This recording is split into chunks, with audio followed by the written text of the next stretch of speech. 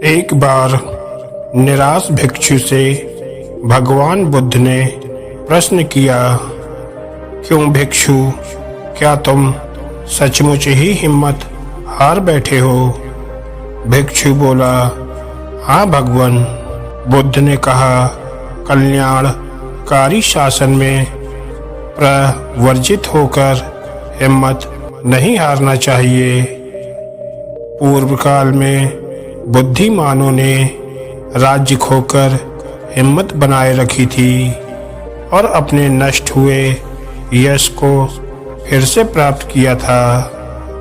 भिक्षुओं के जिज्ञासा करने पर भगवान ने पूर्व काल की आशावान राजा की कहानी इस प्रकार सुनाई। एक बार बोधिसत्व का जन्म काशीराज की पटरानी की कोख से हुआ। उनका नाम पंडितों ने शीलव रखा। पिता के स्वर्ग सिधारने पर शीलव महाशीलव के नाम से काशी के सिंहासन पर आसीन हुआ। महाशीलव बड़ा धार्मिक राजा था। उसके राज्य में प्रजा अत्यंत सुखी थी। कोई कभी भूखा नहीं रहता था। लोग पाप से घृणा करते थे और सदाचरण रहते थे। एक बार एक मंत्री को उसका आचरण सदाचार से गिरा होने के कारण राजा ने राज्य से निकाल दिया। वह मंत्री काशी से चलकर कौशल राज्य में पहुंचा और थोड़े दिनों में ही वहां के राजा का विश्वास पात्र बन गया। एक दिन नए मंत्री ने कौशल राज्य से कहा, महाराज, काशी का राज्य एक मधुपूर्ण छत्ते के समान है।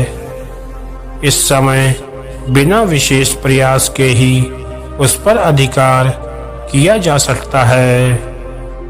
राजा ने पहले तो इस झमेले में न पड़ने का ही निश्चय किया, परंतु मंत्री ने जब यह कहा कि राज्य पर अधिकार बिना युद्ध के ही हो जाएगा, तो वह एक बड़े राज्य के पाने के लालच में खुद को नहीं रोक सका।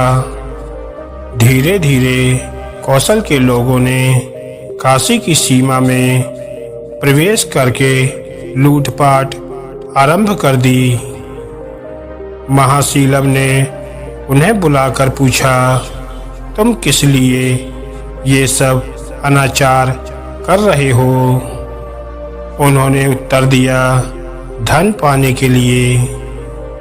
तब राजा ने उन्हें धन देकर संतुष्ट कर दिया। कौशल राज को विश्वास हो गया कि काशी का राजा युद्ध नहीं करना चाहता। उसने सेना लेकर काशी पर आक्रमण कर दिया। काशीराज महाशीलव के योद्धाओं ने युद्ध करने की अनुमति मांगी, परंतु राजा ने मना कर दिया। कौशल राज ने बिना विरोध किए राजभवन में प्रवेश किया। राज्य के लिए मैं मनुष्यों का रक्त बहाना उचित नहीं समझता, ऐसा कहकर महाशीलव ने सिंहासन खाली कर दिया। नीच मंत्री ने कौशल राज के कान में कहा, महाराज भी कहीं ऐसी ही उदारता दिखाने की भूल ना कर बैठे। कौशल राज के आदेश से महाशीलव तथा उसके मंत्री और योद्धागण जीवित ही शमशान में गाड़ दिए गए। केवल उनका सिर ही बाहर निकला हुआ था। रात के समय सियारों के दल आए। उनके पास आने पर सब योद्धा चिल्ला उठे, जिससे सियार डरकर भाग गए। थोड़ी देर में सियार फिर लौटे। महाशीलव ने एक तगड़े सियार को अपनी दाढ़ी की ठुंडी के नीचे दबा लिया। सियार ने छूटने के लिए भरपूर जोर लगाया पर ना छूट सका। इस खींचातान में गड्ढे की मिट्टी ढीली पड़ गई और महाराज महाशीलव प्रयत्न करके उससे बाहर निकल आए। उन्होंने सियार को छोड़ दिया जो अपने साथियों सहित वन में भाग गया। इसके पश्चात उन्होंने अपने सब साथियों को भी गड्ढों से बाहर निकाल लिया। इसी समय शमशान में कुछ लोग एक शव को छोड़ गए जिसके बंटवारे के लिए 2 यक्षों में झगड़ा शुरू हो गया। बोधिसत्व ने यक्षों से कहा, यदि तुम हमारा कुछ काम करो तो मैं इस शव को काटकर ठीक 2 भाग में कर दूंगा। यक्ष राजी हो गए। राजा ने तुरंत तलवार निकाली और शव को ठीक 2 हिस्सों में बांट दिया जिससे यक्षों को संतोष हुआ। मांस खा लेने के बाद यक्षों ने राजा से पूछा, हमें आप क्या करने का आदेश देते हो? राजा महाशीलव ने यक्षों से कहा, मुझे अत्यंत गुप्त रूप से राजभवन में पहुंचा दो और इन सभी योद्धाओं को इनके घर में पहुंचा दो। यक्षों ने राजा के आदेश का पालन तत्काल कर दिया। कौशल का राजा आराम से सो रहा था।